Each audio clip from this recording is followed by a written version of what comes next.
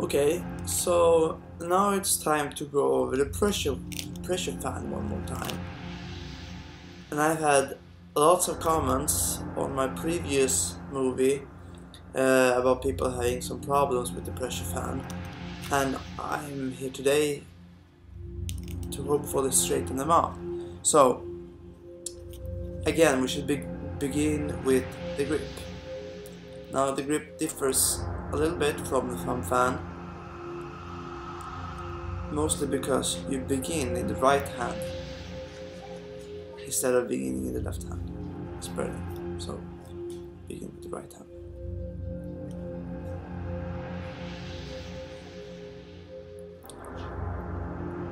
So first you grip the deck like this with the fingers, 3 fingers here. It's for strength because you're going to bend the cards, and then you're going to, because of the pressure, the cards will go off evenly, so you get an even fan. This is the difference from this fan compared to the thumb fan is that you always get a perfect fan if you do it correctly, because you force the cards to fan.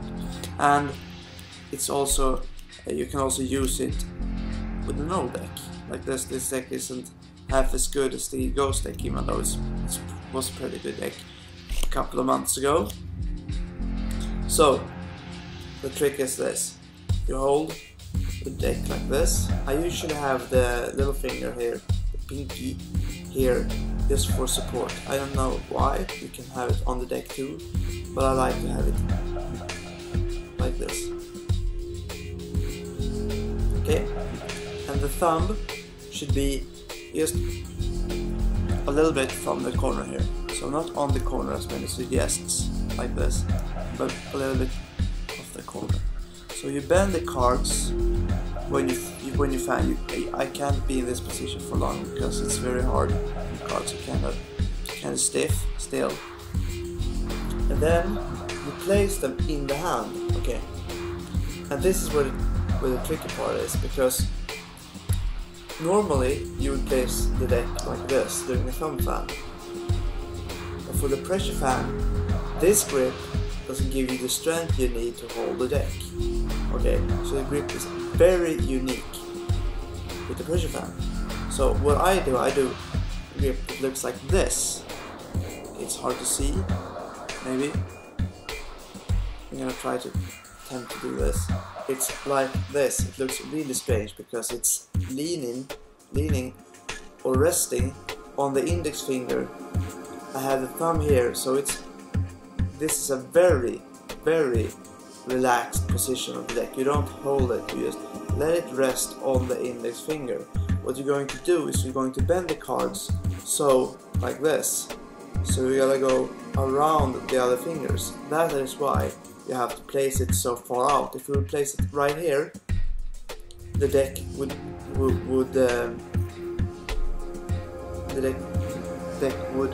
kind of get in the way of the fingers and make a not so good fan. So you're going to have the deck in this position, and you're going to place it in the hand as you go around, because the deck does not go around in a circle. It more like it goes around in a kind of not perfectly straight. It goes a little bit off to the side. Let me show you. So from this point of view, deck goes around the hand and you place it in the hand. So it starts like this, in this position, goes around, and that was the fan. I'm just going to show you how it works. Kind of an awkward position here. Right. So you kind of start it where you should start another fan, go around, and because this fan is wider, it will spread in your hand naturally. So that's the way I've learned it, that's the way I'm comfortable with it, and that's the way I've seen a lot of other people doing it. So that's the trick. So once again, 3 fingers, the finger here, thumb almost at the corner. You hold the deck like this, only index finger and thumb. The thumb should be at the corner of the deck like this. You press, and the same thing goes here as it goes for the thumb fan. The more you lean it in towards the hand, the bigger fan you get. So in this case, it will give a very large fan. Not this is very good. Let me do that.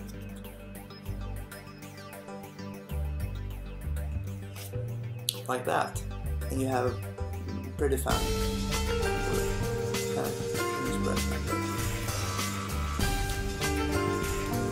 So essentially you're holding the neck like this all the time, but this isn't very stable because you don't have the other hand there. You have the other hand and you actually do more fanning with the right hand than with the left hand. So this fan kind of requires more from you as a right-handed person than the thumb fan does. The thumb fan is kind of easier to shift to both hands than the pressure fan isn't. So like this. And you have a fan. And don't be afraid to apply pressure to the cards. That's essentially what you're doing with this deck. If you don't want to apply pressure, you shouldn't do the pressure fan. And if you don't want to do the pressure fan, because your decks are too new, for example, you should use the thumb fan, another fan of your choice, like, I don't know, the 180 fan, possibly, or the Carnahan fan, but that was a failure. I tried, although I can't show you this fan because I'll show you how to do the fan because it has copyright, so it's protected. You have to learn it no matter what. So anyway, the last time, this push, you shouldn't over push. You should push it like this. This is good. Too much, pushing too much, print the cards, forever destroyed. A little bit. Yes.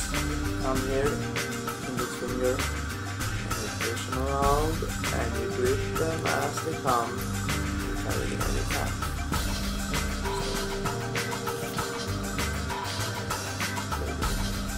Now this fan is a lot harder to go with one hand than the thumb fan is.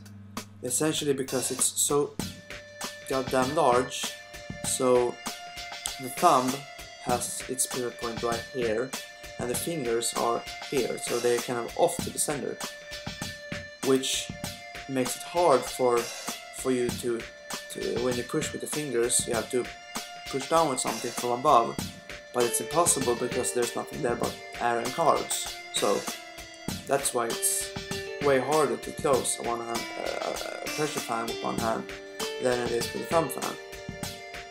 So if you think that you got the one-handed close down perfectly, you shouldn't be intimidated if you don't get it with the pressure fan the first time. Hopefully I've answered all your questions. You should use a new deck. No, sorry, you shouldn't use a new deck. You should use a little worn deck, but you shouldn't use any other decks than these Tally-Ho, Bicycle B brands. You shouldn't use the American cards because they have the better stock and the better slide, better properties for doing this kind of fan. And you should. It's hard to learn. I admit it. It took a long time to learn how to do this. You should not be afraid to apply pressure, and in the beginning you won't have as much strength in your hand to do this because you need a lot of endurance to be able to pull this off, because after one day you will be like, oh my hands, so much pain, so strained. So but you will eventually you'll get it. All of you will get it if you practice. If you want to learn it, you practice to learn it, like I did. I practiced to learn it. But thank you. Watch my other videos.